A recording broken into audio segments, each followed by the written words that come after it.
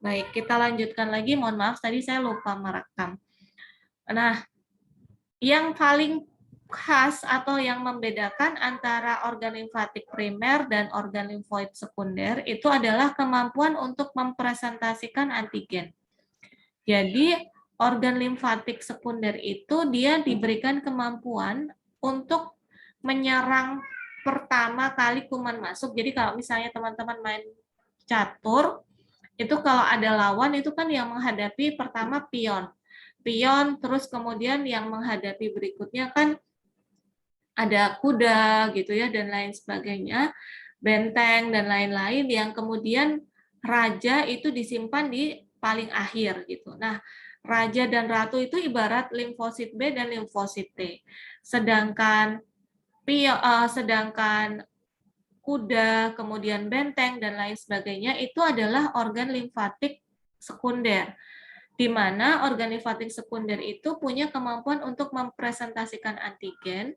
Ketika ada kuman atau bakteri masuk ke dalam tubuh, kan kuman dan bakteri itu disebut sebagai patogen. Nah, patogen itu kan memiliki antigen. Antigen itu akan, setelah dia mampu menghancurkan kuman dan bakteri itu, antigen itu akan dipresentasikan oleh sel-sel yang termasuk dari yang dihasilkan oleh organ limfatik sekunder ini untuk dipresentasikan, untuk presentasi itu diterima oleh sel limfosit B dan sel limfosit T.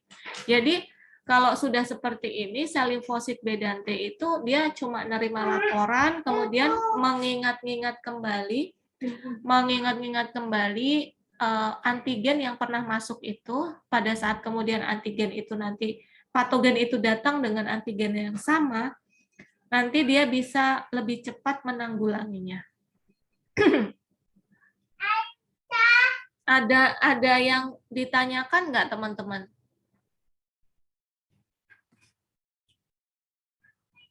Halo, apakah ada yang mau ditanyakan?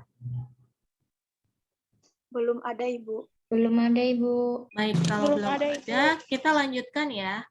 Nah, berikutnya adalah terkait dengan MALT. MALT itu kepanjangan dari Mucous Associated Lymphoid Tissue. Artinya adalah mukosa yang dia itu berkaitan erat dengan jaringan limfe. Nah, ini penting juga, MALT ini. Di situ terdiri dari beberapa, kayak gut. Gut itu lokasinya ada di usus, kemudian bulb itu lokasinya ada di bronchial, kemudian nulp itu lokasinya ada di nose atau hidung, kemudian ada larp lokasinya ada di laring, serta salt itu lokasinya ada di skin. Artinya mukosa-mukosa itu ada di daerah sini semua. Nah, seperti itu teman-teman. Baik, kita lanjutkan lagi. Tadi kita sudah berbicara terkait dengan organ yang menghasilkan komponen-komponen dari sistem imun. Sekarang kita akan berbicara tentang macam sistem imun. Jadi ketika kita berbicara tentang macam sistem imun, sebenarnya sistem imun itu terdiri dari dua, yaitu sistem imun alami atau sistem imun innate dan sistem imun yang spesifik atau sistem imun yang acquired atau didapat. Nah, sistem imun alami itu terdiri dari dua garis pertahanan, yaitu garis pertahanan pertama dan garis pertahanan kedua. Jadi kalau kita berbicara tentang kelompok besar dari sistem imun, itu cuma ada dua, sistem imun alami dan sistem imun spesifik. Tapi kalau kita berbicara tentang garis pertahanan, di dalam sistem imun kita itu ada 3 garis pertahanan, yaitu garis pertahanan pertama, kedua, dan ketiga. Nah, ya. Oh, kita lanjut ya. Garis pertahanan pertama dan kedua itu termasuk dari sistem imun alami atau sistem imun natural. Sedangkan garis pertahanan ketiga itu dia termasuk sistem imun spesifik atau sistem imun yang didapat. Nah, ini teman-teman, Untuk garis pertahanan yang pertama itu disebut sebagai natural barrier atau pertahanan alami. Seperti kulit, seperti bulu-bulu hidung, air liur, air mata, itu adalah sistem pertahanan alami kita. Kelenjar minyak, kelenjar keringat, itu sistem pertahanan alami. Lendir pada vagina, dan lain sebagainya, itu sistem pertahanan alami kita. Nah, sedangkan pada garis pertahanan kedua dan garis pertahanan ketiga, itu ada macamnya disebut humoral dan seluler. Apa itu humoral? Humoral itu adalah protein terlarut, ini ya, protein terlarut, yang mana protein terlarut ini dia itu mampu untuk mematikan atau menetralkan dari si kuman tersebut. Nih, jadi humoral itu artinya tentang protein yang terlarut, bersifat encer. Tetapi ketika kita berbicara seluler, itu berarti sel-sel yang dapat membunuh dan mencerna dari patogen-patogen yang masuk ke dalam tubuh tadi. Sampai di sini paham tidak, teman-teman?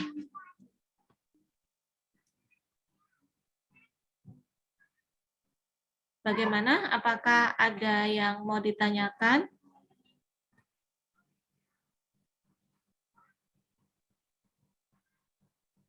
Apakah teman-teman masih bersama saya? Masih, Ibu. Masih, Ibu. Oke. Masih, Bu.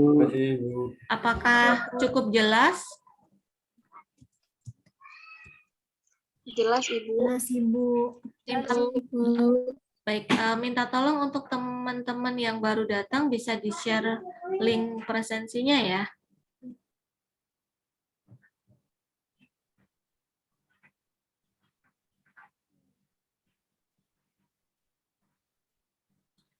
Selanjutnya saya akan melanjutkan lagi terkait dengan sistem imun.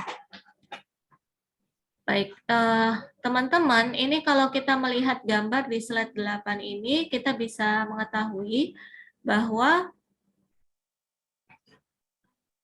di sini ada garis pertahanan pertama, garis pertahanan kedua, dan garis pertahanan yang ketiga. Jadi, ini adalah garis pertahanan pertama, teman-teman. Contohnya adalah kulit, kemudian ada silia. Silia itu bulu-bulu getar, biasanya ada di daerah paru-paru. Misalkan teman-teman kemasukan paru-paru teman-teman kemasukan sesuatu, itu akan merangsang bersin, batuk, dan lain sebagainya. Rangsangan itu dilakukan oleh siliari. Jadi kayak digelitikin gitu loh. Kayak paru-paru itu punya bulu-bulu yang menggelitikin kita, sehingga kita mau nggak mau jadi bersin, atau mau nggak mau jadi batuk. Kemudian ada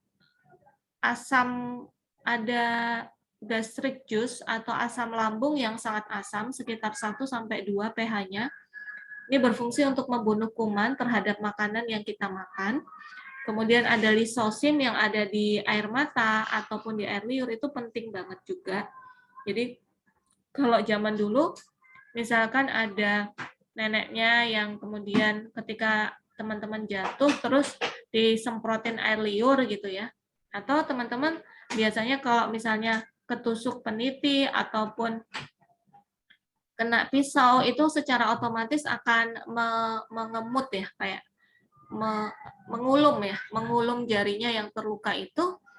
Dalam artian adalah karena di situ di air liur itu ada lisosim, sehingga ketika dikulum sebentar, tapi dibuang ya darahnya, itu harapannya bakterinya itu tidak masuk sampai ke area yang dalam. Jadi tidak sampai masuk ke pembuluh darah, kemudian tidak terjadi infeksi yang dikhawatirkan, dan lain sebagainya itu. Nah, berikutnya itu adalah terkait dengan sistem pertahanan kedua. Tadi kita kan sudah ngelihat ada humoral dan ada seluler. Nah, yang seluler ini contohnya teman-teman ada NK sel, ada neutrofil, ada eosinofil. Ini semua sebenarnya termasuk golongan yang disebut sebagai leukosit atau sel darah putih. Kemudian ada macrophages atau makrofag, kemudian ada mast cell, ada sel dendritik juga. Nah, pada dasarnya sel-sel yang ada di sini, sebagian besar seperti sel dendritik, kemudian sel makrofag, itu sel yang mampu mempresentasikan antigen yang berasal dari patogen yang sudah berhasil dia musnahkan. Nah, kemudian yang humoral pada sistem pertahanan kedua, itu contohnya ada komplement, kemudian ada antimikroba, kemudian ada LPS, kemudian ada CRP atau C-reaktif protein, ada mannose binding lectin, dan lain sebagainya. Jadi ini semua sifatnya adalah protein terlarut ya teman-teman. Kemudian pada garis pertahanan ketiga atau termasuk adaptive immunity, itu yang seluler hanya ada dua, yaitu limfosit T dan limfosit B. Sedangkan yang humoral itu hanya ada satu, yaitu antibody. Nah, jadi alurnya kalau patogen masuk itu lewat garis pertahanan pertama dulu. Kalau garis pertahanan pertama itu jebol atau nggak mampu menahan, itu dia akan menembus ke garis pertahanan kedua. Kalau garis pertahanan kedua itu tidak berhasil memusnahkan, itu nanti dia akan berhadapan pada garis pertahanan ketiga. Seperti itu teman-teman. Baik, ini adalah penjelasan dari gambar yang tadi ya. Pada dasarnya, yang tadi yang pertama itu adalah barrier permukaan kulit, itu termasuk dalam innate immunity. Jadi innate immunity pokoknya dia adalah garis pertahanan pertama dan garis pertahanan kedua. Nah, selanjutnya teman-teman, di sini kita lihat kenapa sih kulit itu ada keistimewaannya sebagai pertahanan pertama. Pertama, kulit itu adalah bagian sistem tubuh yang paling luas karena dia meliputi atau mengcover seluruh bagian tubuh kita. Nah, selain itu, di kulit itu kan ada kelenjar sebasea atau kelenjar minyak, kemudian ada kelenjar keringat juga yang mampu mensekresikan lisosim. Jadi kelenjar minyak dan kelenjar keringat itu dia mampu memusnahkan bakteri. Sehingga kalau ada orang yang jerawatan karena kelenjar minyaknya itu terlalu banyak, itu karena kalau kulitnya itu kelenjar minyaknya terlalu banyak, itu kan cenderung ketika ada debu atau ada partikel lain yang asing, itu kan mudah menempel di kulit. Yang kemudian karena dia itu mengandung patogen, sehingga dimusnahkan dalam bentuk jerawat tadi. Jadi jerawat itu sebenarnya isinya kan nanah. Nanah itu merupakan hasil pertarungan dari sistem imun kita terhadap patogen yang masuk ke dalam tubuh gitu. Nah, kemudian ada mukosa membran, tadi kita sudah bicarakan bersama, dia biasanya ada di daerah saluran respirasi, digestif, dan digestif itu pencernaan, dan saluran perkemihan atau urinari. Nah, fungsi dari mukus itu kayak lendir ya teman-teman, jadi dia mukus itu kayak lendir yang ada di 3 sistem pencernaan, respirasi, dan sistem urinari itu. Fungsinya untuk apa? Fungsinya itu untuk menjebak patogen. Setelah dia dijebak, itu dia kemudian diusir gitu, akan diusir. Seperti kayak bersin, batuk tadi itu adalah mekanisme pengusiran dari patogen. Kemudian ada yang disekresikan itu kayak tadi asam lambung ya, kemudian air liur, kemudian air mata. Nah, itu semuanya, semua zat yang disekresikan itu dia mengandung lisosim tadi. Protein lisosim ini dia termasuk komponen pertahanan tubuh garis terdepan. Berikutnya teman-teman, kita akan mempelajari tentang garis pertahanan kedua. Yang tadi kita bahas bersama itu ada seluler dan ada humoral. Yang seluler itu sel-selnya bisa kayak ini ya, kayak neutrofil, kemudian kayak makrofag, kayak NK sel, kayak eosinofil, basofil, dan lain sebagainya. Dan kemudian yang humoral itu seperti ini. Jadi kayak C-reaktif protein, mannose, komplement. Nah, di garis pertahanan kedua, beberapa sel itu mampu menghasilkan yang disebut sitokin. Sitokin itu adalah protein yang merupakan alat komunikator antar sel. Apabila protein ini dikeluarkan, apabila sitokin ini dilepaskan oleh sebuah sel, maka sitokin ini itu akan merangsang proses respon imun selanjutnya, seperti peradangan. Sebagai contoh kasus pada kasus COVID-19 yang kemarin, apabila sitokin itu dilepaskan dalam jumlah banyak oleh sel-sel imun yang ada di garis pertahanan kedua ini, maka sitokin-sitokin ini akan memerintahkan atau merangsang munculnya proses imun berikutnya, respon imun berikutnya yaitu peradangan. Nah, kalau peradangan itu terjadi di banyak titik di dalam tubuh, maka itu akan memberatkan kondisi tubuh dan kemudian justru pasien akan anfal, yang kemudian dikenal sebagai nama badai sitokin atau sitokin storm. Seperti itu. Nah, sistem pertahanan kedua ini hanya akan teraktivasi apabila sistem pertahanan pertama itu gagal. Nah, pada saat sistem pertahanan kedua itu diaktifasi, pengaktivasiannya itu melalui adanya sinyal TLR. Apa itu sinyal TLR? Sinyal TLR itu adalah kepanjangan dari toll-like receptor atau reseptor yang seperti toll, di mana TLR ini adalah mirip merupakan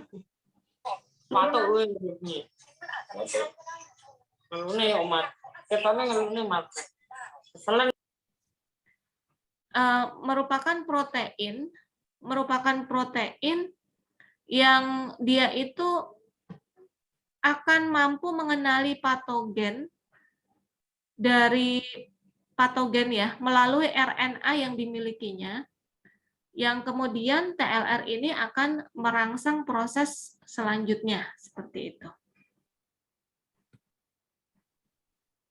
Nah, ini adalah sel-sel yang masuk dalam garis pertahanan kedua. Sel-sel ini disebut sebagai sel fagositik. Kenapa disebut sebagai sel fagositik? Karena dia itu bekerjanya dengan model fagositosis. Fagositosis teman-teman tahu ya, dengan cara mendekati bakteri atau patogen, kemudian setelah itu patogen itu kayak diterkam, setelah diterkam itu dia akan dihancurkan oleh zat yang dikeluarkan oleh lisosom. Dan kemudian setelah itu dihancurkannya dalam bentuk mutilasi yang kemudian dikeluarkan ke luar tubuh setelah dalam kondisi mati. Nah, sel-sel fagositik itu macamnya tadi sudah disebutkan di beberapa slide sebelumnya, ada neutrofil, makrofag, eosinofil, dan dendritik, yang masing-masing itu punya spesifikasi job, tugas-tugas khusus tertentu. Misalnya kayak neutrofil ini yang bertugas untuk patroli di sepanjang darah kita, kayak apa ya? Kayak polisinya lah yang suka inspeksi gitu. Kemudian makrofag itu dia berfungsi untuk menyerang patogen yang masuk gitu. Menyerang patogen yang masuk, tetapi kalau eosinofil dia khusus hanya bisa menyerang parasit seperti cacing, plasmodium, dan lainnya. Kemudian kayak dendritic cell itu adalah yang dia itu juga berperan sebagai makrofag, dan makrofag serta dendritik ini mampu untuk mempresentasikan antigen. Jadi ini khusus ya untuk makrofag dan dendritik karena dia mampu mempresentasikan antigen. Ketika antigen sudah terpresentasi, maka hasil presentasi ini akan diterima oleh limfosit, yang mana limfosit itu merupakan garis pertahanan ketiga. Seperti itu. Jadi masing-masing punya pekerjaan tertentu. Nah, teman-teman, ini adalah sistem pertahanan imun tingkat kedua yang humoral. Jadi yang humoral itu ada antimikroba, yaitu contohnya komplement serta interferon. Nah, interferon ini sebenarnya merupakan salah satu jenis sitokin, teman-teman, yang mampu menghambat reproduksi dari virus. Nah, ada juga sel lain yang di garis pertahanan kedua yang disebut sebagai NK cell atau natural killer cell atau sel pembunuh alami. Biasanya sel pembunuh alami itu dia akan membunuh sel-sel di dalam tubuh kita yang mana dia itu sudah berhasil melawan patogen. Jadi bedanya kalau dengan negara kita, kalau misalkan di negara kita ada orang yang berhasil mengusir penjajah, itu diberikan award ya. Tapi kalau di dalam tubuh kita yang berhasil mengusir patogen, virus, bakteri dan lain sebagainya, itu diberikan award juga berupa kematian gitu. Yang dimana kematian itu disebut sebagai apoptosis atau program kematian sel. Jadi kalau kamu udah selesai mengerjakan tugas, ya udah kamu istirahat selamanya gitu, mati gitu. Kalau di dalam tubuh kita dan nanti akan digantikan oleh sel yang baru. Selain itu, NK cell juga berfungsi untuk membunuh sel-sel kanker yang ada di dalam tubuh kita. Teman-teman tahu nggak sebenarnya di dalam tubuh kita semua orang itu punya sel kanker, tapi ada yang kemudian sel kanker itu bisa berkembang menjadi kanker beneran dan ada yang dia tidak membuat penyakit kanker sama sekali. Nah, apa yang menyebabkan hal itu bisa berkembang dan bisa enggak? Yang bisa menyebabkan berkembang itu sebenarnya adalah lifestyle atau gaya hidup kita. Jadi pola makan kita, pola aktivitas kita, stres kita, dan lain sebagainya. Jadi sebenarnya setiap orang itu punya kans atau punya peluang untuk mengalami kanker. Tinggal kita itu mau mendukung terbentuknya kanker atau justru menghambat. Nah, seperti itu. Teman-teman, ketika sistem pertahanan imun kedua itu teraktivasi, maka respon imun yang akan kita dapatkan itu adalah berupa demam, fever gitu.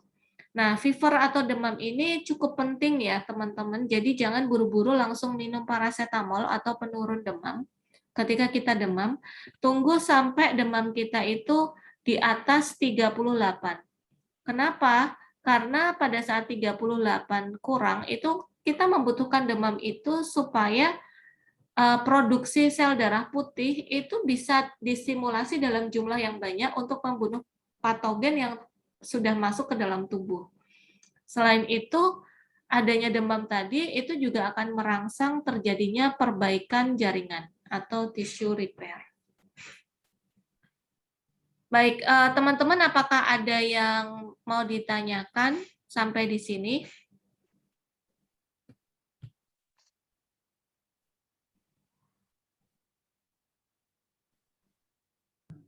Ada, Ibu. Silakan. Tadi kan ada apa namanya yang sel tadi kan, Bu? Yang kalau misalnya berhasil membunuh patogen itu akan mati atau dimusnahkan, akan diganti dengan yang baru.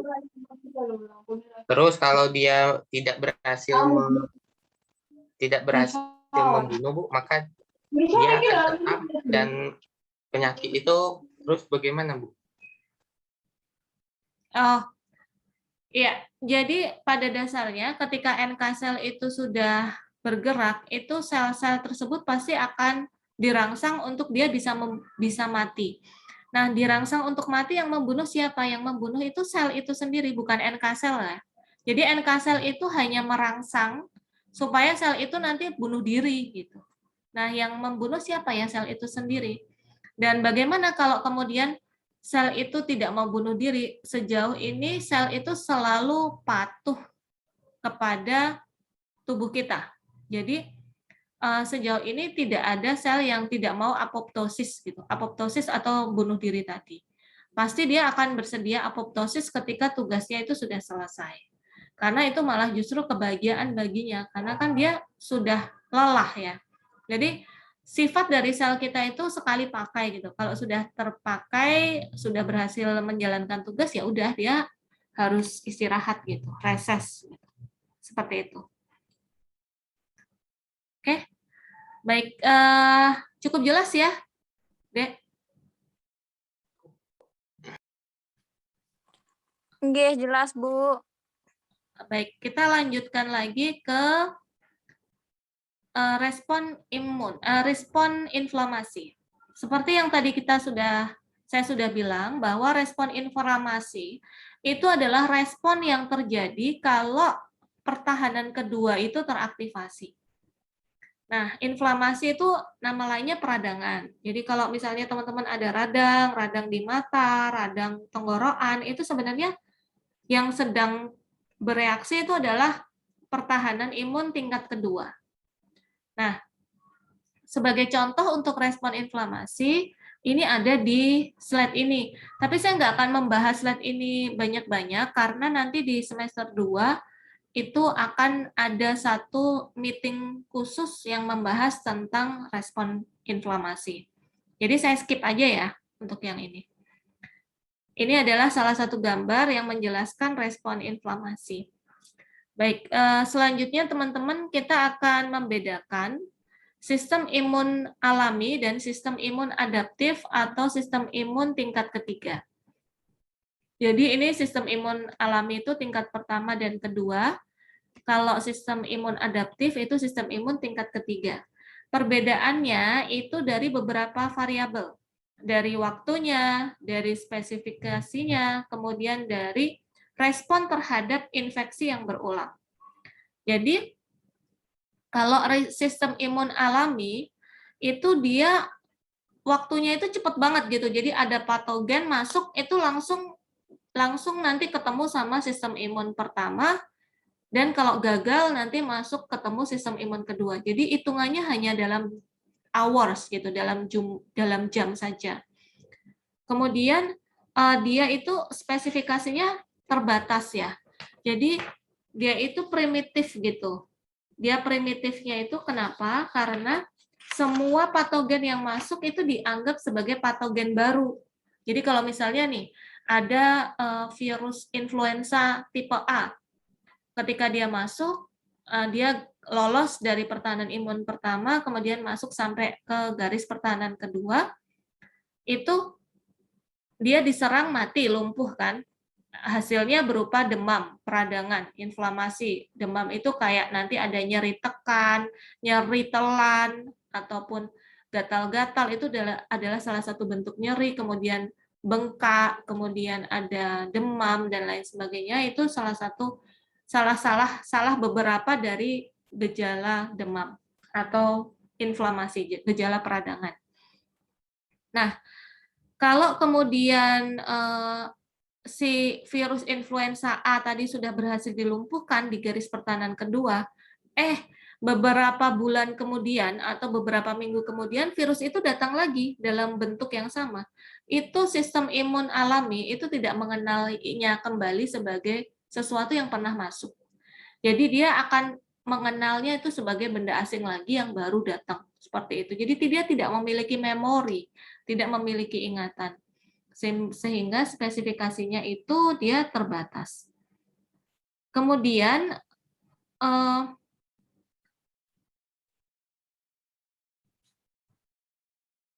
berikutnya respon yang berikutnya itu dia itu akan respon terhadap infeksi yang berulang tadi tadi sudah saya jelaskan ya. Jadi dia tidak memiliki memori, dia terbatas, dia tidak memiliki memori dan selalu mengenalinya sebagai sesuatu yang baru. Nah, untuk sistem imun alami itu selalu akan ketika masuk ke pertahanan kedua, dia akan selalu bertemu dengan neutrofil dan makrofag. Jadi ini adalah penanggung jawab utama dari garis pertahanan imun kedua. Lalu bagaimana dengan sistem pertahanan imun yang ketiga atau yang kita kenal dengan adaptive immune system atau acquired immune system atau sistem imun yang didapat? Responnya itu respon waktunya itu hitungannya hari. Jadi dia itu bekerjanya itu setelah sistem imun pertama, kedua dilumpuhkan, baru dia bekerja. Jadi hitungannya adalah dalam hari. Kurang lebih itu sekitar 4 hari itu dia baru mulai teraktivasi. Jadi sekitar 96 jam. Nah, spesifikasinya sangat tinggi karena dia memiliki memori, memiliki ingatan. Jadi kalau misalnya tadi virus influenza tipe A, dia sudah kenal kan, sudah lumpuh di garis pertahanan imun kedua. Lalu kan si virus yang tipe A tadi itu punya antigen. Antigen itu kan akan dipresentasikan oleh si makrofag tadi. Dipresentasikannya kan ke limfosit. Nah, limfosit itu akan teraktivasi dengan mengingat-ingat. Nanti ketika beberapa pekan kemudian si virus influenza tipe A itu masuk kembali, itu udah ada tuh antibodi yang dihasilkan. Karena tadi si pertahanan imun yang ketiga itu dia punya memori. Memori itu nanti akan merancang senjata yang paling pas untuk patogen tersebut. Senjata ini yang kita sebut sebagai antibodi tadi. Jadi antibodi itu benar-benar sangat spesifik. Makanya kemudian disebut sebagai spesifik imun system karena bekerjanya itu betul-betul harus match, harus cocok, benar-benar harus cocok. Nanti misalkan giliran si virus influenza tipe A tadi sama-sama virus influenza tipe A, yang pertama datang pakai baju merah, yang keduanya datang beberapa pekan kemudian pakai baju biru, itu si memori sistem imun kita udah nggak ngenalin tuh. Jadi dia itu benar-benar harus sangat spesifik.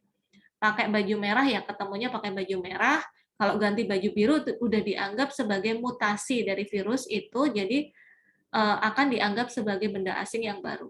Seperti itu. Makanya kenapa kok orang yang sudah divaksin COVID itu juga dia belum kebal-kebal amat ya, karena vaksin COVID itu kan vaksin untuk COVID virus untuk coronavirus jenis apa? Padahal sekarang virus corona itu sampai saat ini mutasinya udah banyak banget ragamnya gitu.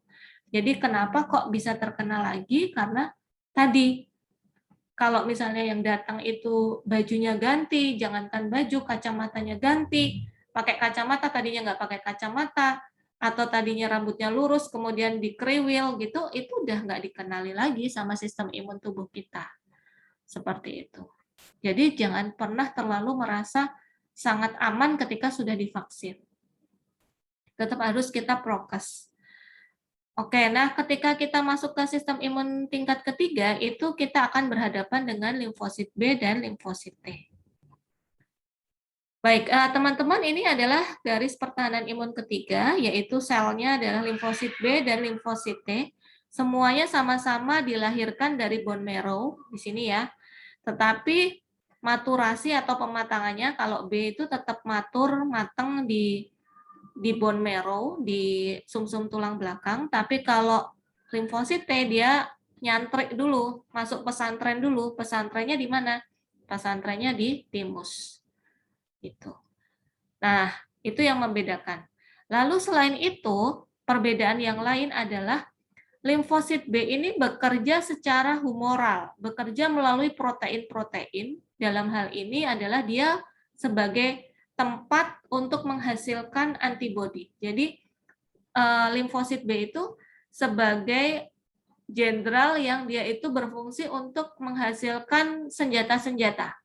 Sedangkan limfosit T itu adalah jenderal yang dia itu akan menghadapi secara langsung dengan mengeluarkan racun atau disebut sebagai sitotoksik. Racun sel itu disebut sitotoksik. Toksik yang ada pada sel. Nah, beda ya, beda jalur ya. Kalau ini dia menghasilkan senjata yang paling cocok untuk si patogen, tapi kalau si sel T itu dia akan menghasilkan dengan racun yang dia miliki. Seperti itu.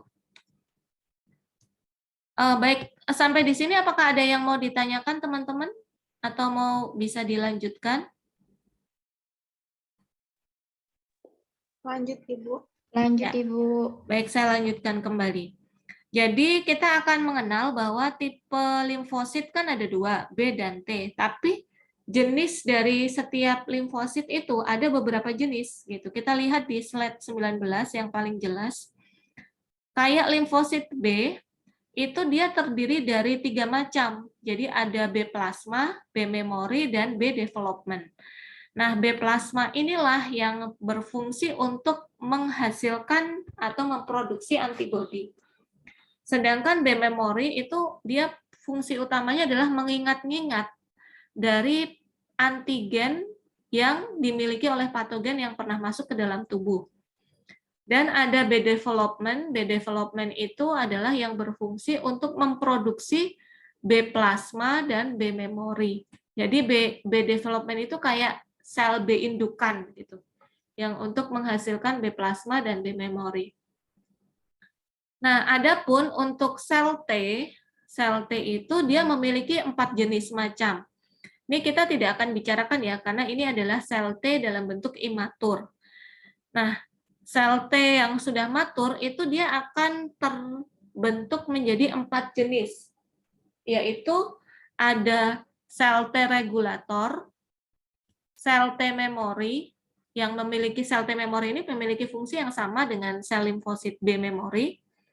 Kemudian ada sel T helper dan ada sel T killer atau sel T sitotoksik yang bertugas sebagai pembunuh bayaran, itu adalah T killer ini. Nah, T regulator ini berfungsi sebagai pengatur. Jadi kalau misalkan kayak teman-teman itu punya alergi atau teman-teman punya penyakit autoimun, itu biasanya karena sel T regulatornya itu menjadi-jadi. Jadi sel T regulator ini berfungsi untuk mencegah terjadinya penyakit autoimun atau penyakit di mana sistem imun itu menyerang tubuh kita sendiri.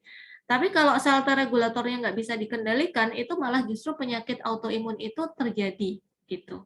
Atau alergi itu menjadi terjadi. Dan alergi itu menurun ya teman-teman.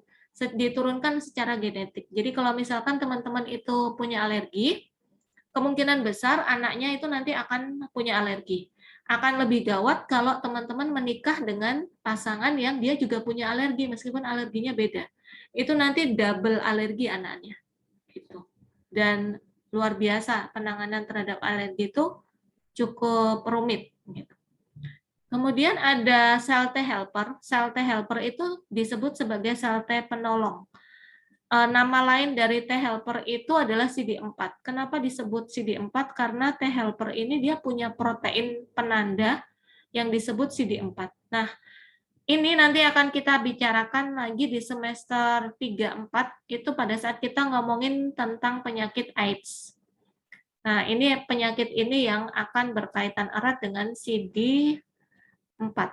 Kemudian ada T killer atau T sitotoksik, itu dia punya protein penanda yaitu CD8. Nah, dia berfungsi sebagai pembunuh bayaran tadi, yang membunuh patogen-patogen yang dia sudah ngelewatin garis pertahanan pertama, kedua, awalnya dibunuh dengan T killer dulu, nanti sambil si B plasma itu akan menghasilkan antibodi. Kalau udah menghasilkan antibodi, nanti kan ketemu senjata yang paling cocok untuk si patogen tersebut. Baik, berikutnya tadi kan saya sudah bilang ya bahwa limfosit itu baru bisa teraktivasi kalau garis pertahanan kedua itu jebol gitu. Nah, ketika garis pertahanan kedua itu jebol, beberapa sel itu memiliki kemampuan untuk mempresentasikan antigen. Nah, presentasi antigen itu disebut sebagai APC. Antigen presenting cell, jadi sel yang mampu mempresentasikan antigen. Di mana tempat mereka mempresentasikan, ini sebagai contoh adalah sel dendritik. Sel dendritik itu kan dia sudah memfagositasis dari bakteri, di mana bakteri itu memiliki antigen-antigen. Nah, antigen ini nanti akan dipresentasikan di bagian luar tubuhnya, yang mana nanti akan di-display tahu ya, ditampilkan, di-display di bagian sel yang kita sebut sebagai MHC. MHC itu kepanjangan dari Major Histocompatibility Complex. Nah, MHC itu ada dua, MHC1 dan MHC2. Nah, MHC2 itu dimiliki oleh sel-sel yang bersifat sebagai APC tadi. Antigen presenting cell atau sel-sel yang mampu mempresentasikan antigen. Nah, ini ada di pertahanan imun kelas kedua. Nah, kemudian setelah dipresentasikan di MHC, maka presentasi itu akan dibaca oleh sel T helper atau CD4. Nanti sel T helper ini setelah membaca, dia akan mengeluarkan sitokin. Dia akan mengeluarkan sitokin. Jadi sitokin itu zat yang dikeluarkan oleh sel-sel imun kita yang akan merangsang aktivitas respon imun selanjutnya. Nah, ketika sitokin ini sudah dilepaskan oleh T helper, sitokin ini itu sebagai alat komunikator, sebagai pengirim pesan ke sel T sitotoksik dan ke sel B plasma. Nah, sel B plasma akan menghasilkan antibodi dan sel T sitotoksik ini akan bertugas untuk membunuh bakteri tersebut dengan cara mengeluarkan zat racun yang dimilikinya. Baik, sampai di sini teman-teman paham nggak? Adakah yang mau ditanyakan? Atau sudah lelah?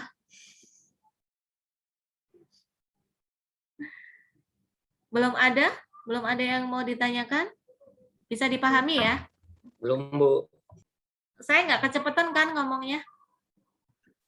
Tidak, Bu. Tidak, Ibu. Tidak. Baik, tadi kita lanjut ya. Ketika sel B itu dia berfungsi untuk menghasilkan antibodi, maka dia bergerak atau bekerjanya itu melalui respon humoral. Responnya melalui protein-protein. Sedangkan sel T itu dia melalui respon seluler atau dia bekerjanya secara sel. Nah, selain itu pada saat T helper itu teraktivasi, T helper juga mengirim pesan kepada sel B dan sel T memori untuk mengingat-ingat antigen yang masuk dari patogen tadi. Ini adalah cara kerjanya. Jadi ketika sel T helper ini sudah teraktivasi, dia akan merangsang sel B plasma untuk menghasilkan antibodi. Dia akan merangsang sel T sitotoksik untuk membunuh patogen tersebut, dan dia akan merangsang sel memori yang dimiliki baik sel T dan sel B untuk mengingat-ingat supaya ketika ada paparan kedua, itu reaksinya sistem imun akan jauh lebih cepat. Seperti itu.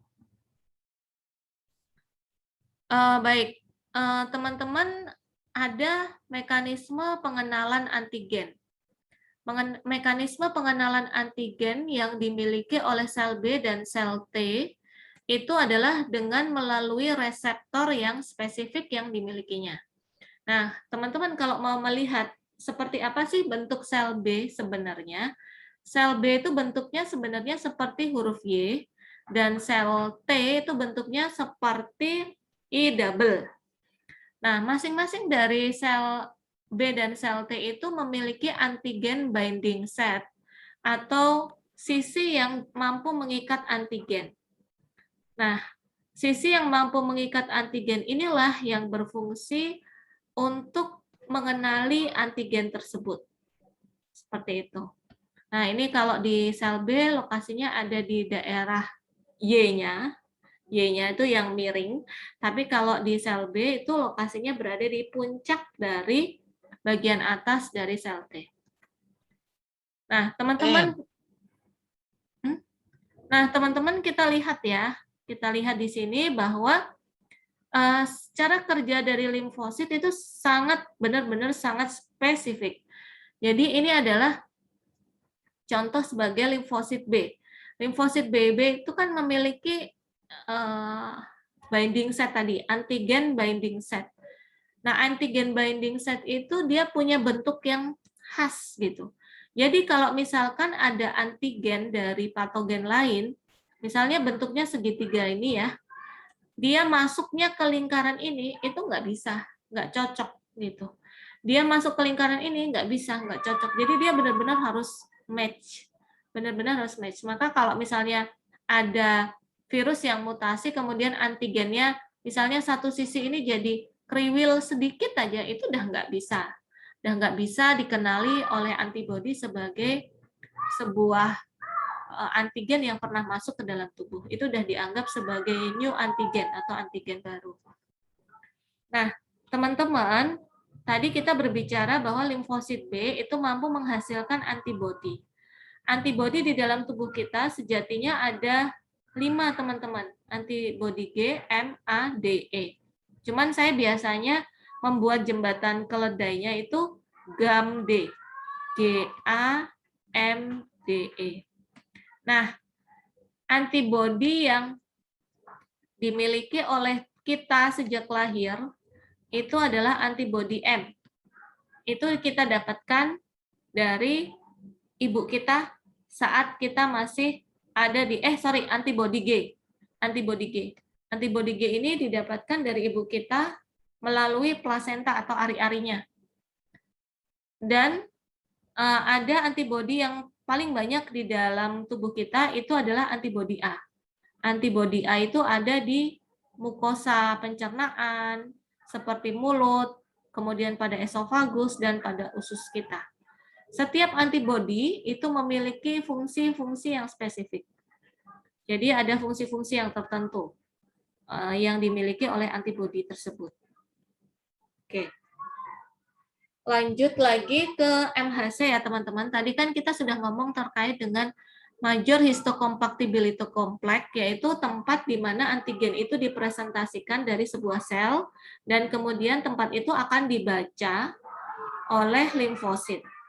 Nah, MHC itu kan ada 2, MHC tingkat 1, MHC kelas 1, dan MHC kelas 2. MHC kelas 1 itu ditemukan di seluruh sel yang ada di dalam tubuh kita. Dia berfungsi seperti KTP, sebagai identitas bahwa sel yang memiliki MHC kelas 1 itu adalah sel tubuh kita. Jadi kalau ada sel lain yang nggak punya MHC kelas 1, itu artinya sel asing. Sedangkan MHC kelas 2 itu adalah MHC yang hanya dimiliki oleh identitas atau KTP yang hanya dimiliki oleh sel-sel yang masuk dalam sistem imun pertahanan kedua yang mampu mempresentasikan antigen tadi. Jadi itu adalah sel-sel yang memiliki MHC kelas 2. Paham ya teman-teman ya? Nah,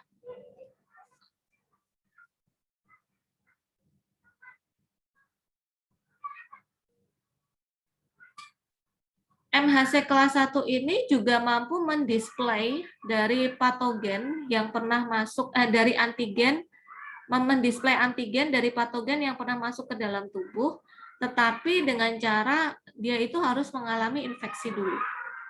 Nah, kalau display antigen dari MHC kelas 1 itu merangsang CD8 ataupun sel T sitotoksik untuk bekerja, tapi kalau display antigen dari MHC kelas 2 itu akan merangsang atau mengaktifasi dari sel T helper. Ya, baik, ini ya teman-teman gambaran dari MHC kelas 1 dan MHC kelas 2. Jadi kalau MHC kelas 1 itu dia dipresentasikan dari sel tubuh kita yang sudah terinfeksi. Tapi kalau MHC kelas 2 dari sel imun yang berhasil mengalahkan patogen. Seperti itu. Baik, teman-teman sampai di sini ada pertanyaan?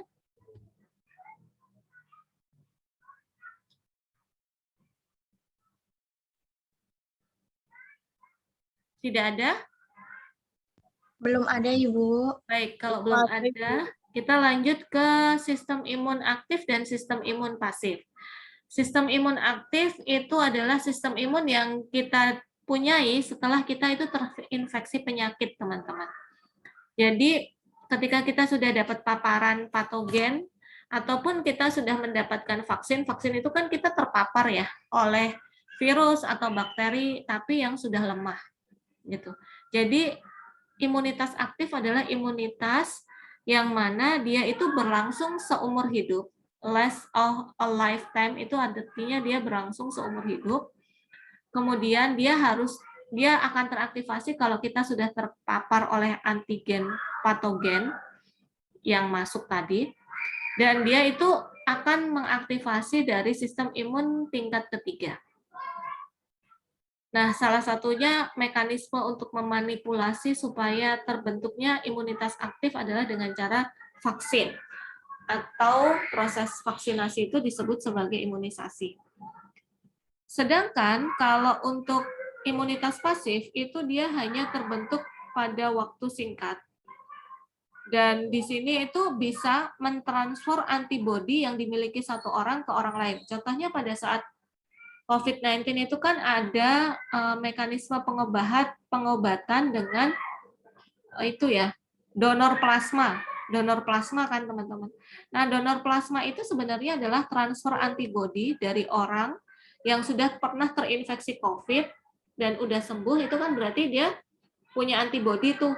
Nah, antibodinya itu diminta ditransferkan ke orang yang sakit. Tetapi sistem imun ini itu dia berlangsungnya hanya beberapa minggu, tidak seumur hidup. Makanya orang yang COVID itu, yang sudah pernah terkena COVID, itu dia sistem imunnya jauh lebih bagus sebenarnya dibandingkan orang yang mendapat donor plasma. Kemudian sistem imun pasif ini bisa didonorkan melalui misalkan seorang ibu kepada bayinya melalui plasenta atau ari-ari, atau seorang ibu ke bayinya melalui air susu. Jadi makanya kalau misalkan ada ibunya sakit, itu sebisa mungkin ibunya tetap memberikan ASI kepada bayinya, meskipun dengan cara diperah gitu ya, ASI-nya tidak disusukan secara langsung. Kenapa? Karena di ASI itu ada antibodi. Nah, antibodinya itu ditransferkan ke anaknya supaya anaknya tidak tertular sakit tersebut. Misal seperti itu.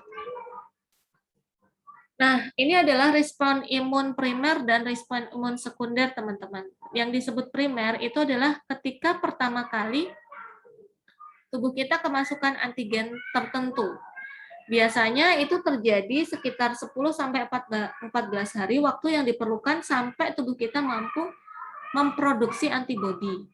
Sedangkan untuk respon paparan sekunder itu adalah ketika kita terpapar oleh patogen yang sama pada paparan kedua atau paparan ketiga atau paparan selanjutnya. Responnya akan menjadi jauh lebih cepat dan tidak perlu berlama-lama, antibodinya itu sudah langsung terproduksi dengan baik karena terdapat sel memori dari limfosit B dan limfosit T. Ya, dia memori, jadi dia bisa langsung melepaskan antibodi dalam waktu yang cepat. Tetapi kalau yang paparan pertama tadi, dia lambat karena kan belum ada antibodi yang cocok. Jadi butuh waktu sekitar 10-14 tahun sampai antigennya itu dipresentasikan, diterima oleh limfosit, sampai limfosit kemudian menghasilkan antibodi yang sesuai dengan patogen tersebut. Itulah mengapa pada paparan pertama itu biasanya kita akan sakit parah atau sakit banget lah. Tapi pada paparan kedua itu kita cenderung enteng sakitnya karena antibodinya udah ada. Nah, teman-teman, ini adalah sebagai dasar ketika kita mempelajari tentang antigen dan antibodi. Itulah mengapa hal ini penting karena sesungguhnya golongan darah yang ada di dalam dunia ini dibedakan juga berdasarkan kepemilikan antigen dan antibodi tersebut. Kan tadi ada yang disebut self antigen ya, antigen yang dimiliki oleh sel itu sendiri. Dalam hal ini adalah sel eritrosit. Eritrosit atau sel darah merah itu dia memiliki antigen.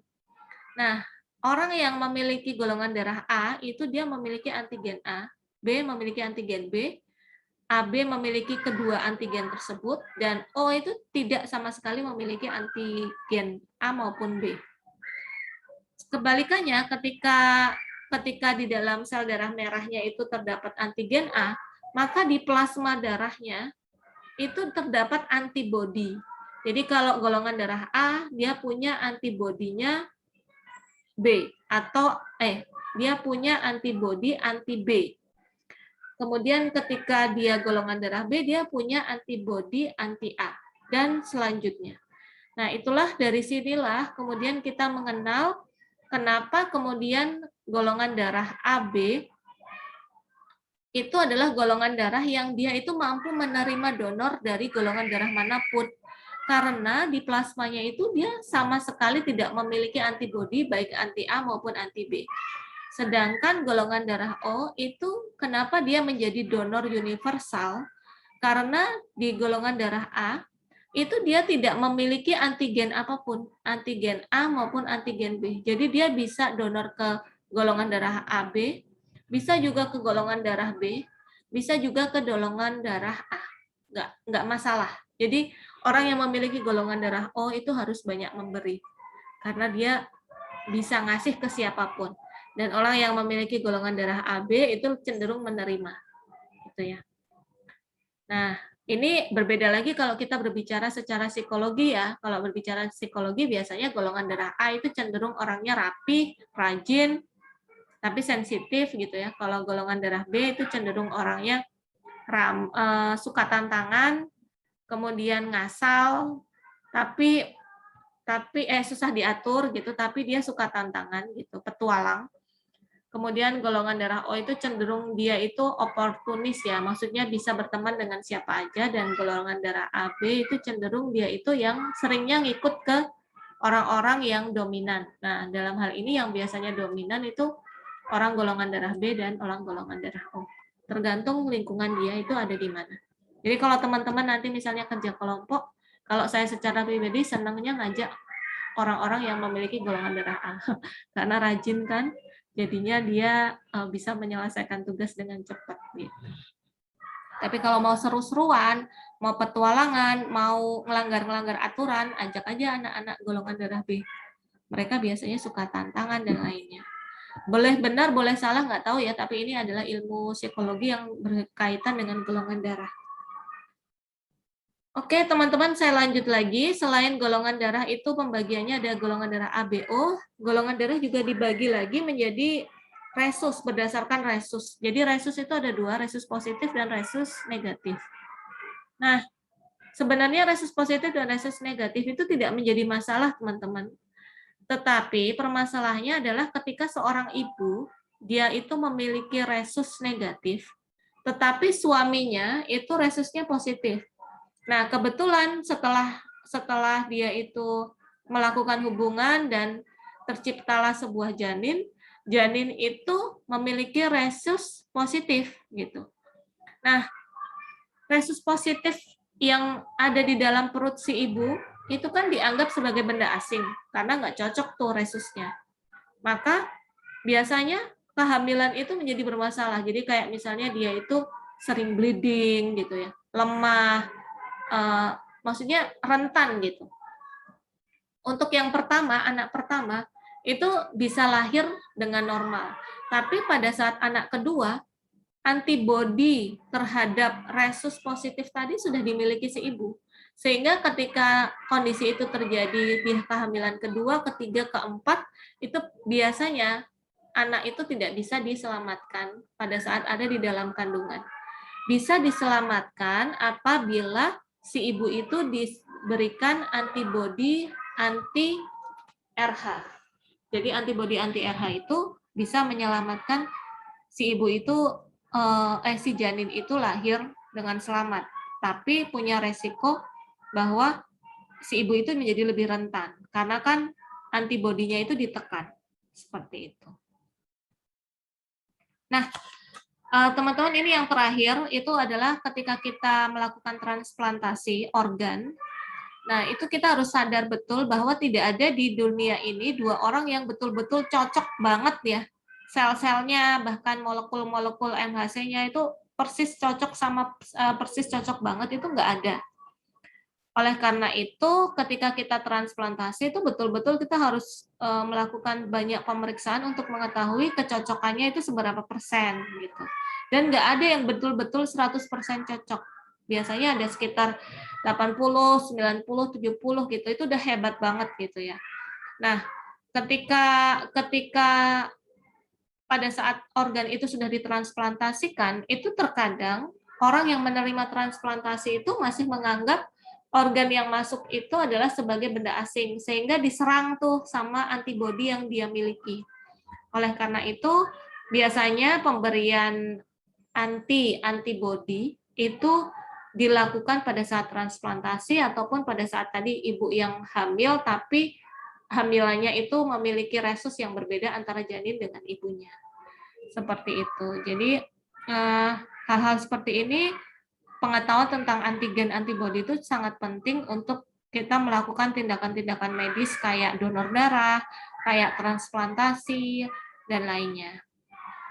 Nah, yang ini ada penyakit yang disebut sebagai autoimmune disease atau penyakit autoimun. Itu adalah di mana sistem imun itu tidak mampu mengenali sel tubuh sendiri dan malah justru membuat antibodi untuk melawan sistem sel tubuh itu sendiri. Nah, biasanya hal itu terjadi karena ada error ya, error dari gaya hidup ataupun error dari genetiknya sehingga kemudian terjadi kondisi misperintah gitu, miscommand, komandonya itu salah, yang tadinya harusnya dia menyerang sel asing yang masuk ke dalam tubuh, dia malah nyerang dirinya sendiri. Beberapa penyakit yang menjadi contoh terkait dengan autoimmune disease itu adalah penyakit lupus erythematosus, biasanya terjadi pada perempuan remaja. Kemudian ada artritis rematik ya. Rematik itu sebenarnya penyakit autoimun. Kemudian ada diabetes tipe 1, itu juga penyakit autoimun, ataupun penyakit multiple sclerosis yang ada kelumpuhan di seluruh tubuh, itu juga penyakit autoimun. Untuk lebih detail terkait dengan penyakit-penyakit ini, teman-teman nanti akan mendapatkan informasi di semester atas, di semester 5, 6, 7, setelah teman-teman mulai belajar masuk ke klinik. Baik teman-teman, itu saja yang bisa saya presentasikan dan saya diskusikan untuk kesempatan hari ini. Apakah sampai di sini ada pertanyaan?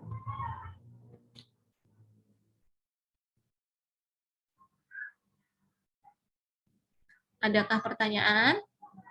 Apakah penjelasan saya bisa dipahami? Atau sudah ngantuk? Aduh. Udah capek ya, kuliah daring dari tadi pagi ya. Baik, kalau tidak ada yang ditanyakan, teman-teman, saya minta tolong teman-teman turn on your camera ya, buat dokumentasi di lensa. Oke. Ya. Oke, yang sebisanya ya, yang bisa tolong di turn on kameranya.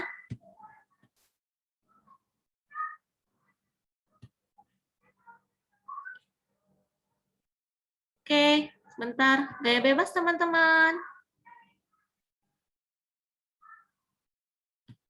Boleh gaya Naruto juga nggak apa-apa.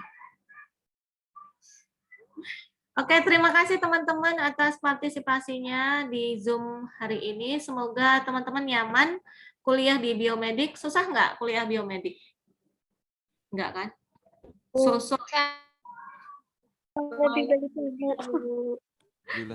Mulai keriting. Ada mungkin malah ada yang menyesal, aduh kok saya masuk ke keperawatan ya dapat ilmu pengetahuan kayak begini ya. Ada yang nyesel gitu nggak? Tidak, Ibu. Tidak, Ibu. Oke. Sudah mulai bisa menikmati kuliah di Unisa ya? Oh, belum. Belum, karena belum offline, Bu. Offline nanti akhir tahun ya, ada offline ya semester ini. Nggak tahu, Bu. Iya, ada Ya, Desember, offline. Bu. Iya, Desember kan. Ada offline itu praktikum kelistrikan jantung. Nanti teman-temannya yang cowok dibuka bajunya. Benar-benar dibuka untuk jadi probandus. Tapi bajunya aja, bawahannya jangan. Nanti pada jelek lagi. Baik, terima kasih teman-teman. Kita akhiri dengan hamdalah bersama. Alhamdulillahirabbil alamin.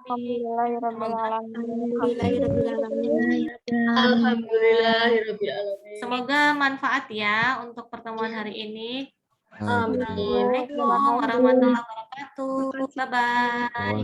Waalaikumsalam warahmatullahi wabarakatuh. Terima kasih, Ibu. Terima kasih, Ibu. Sama.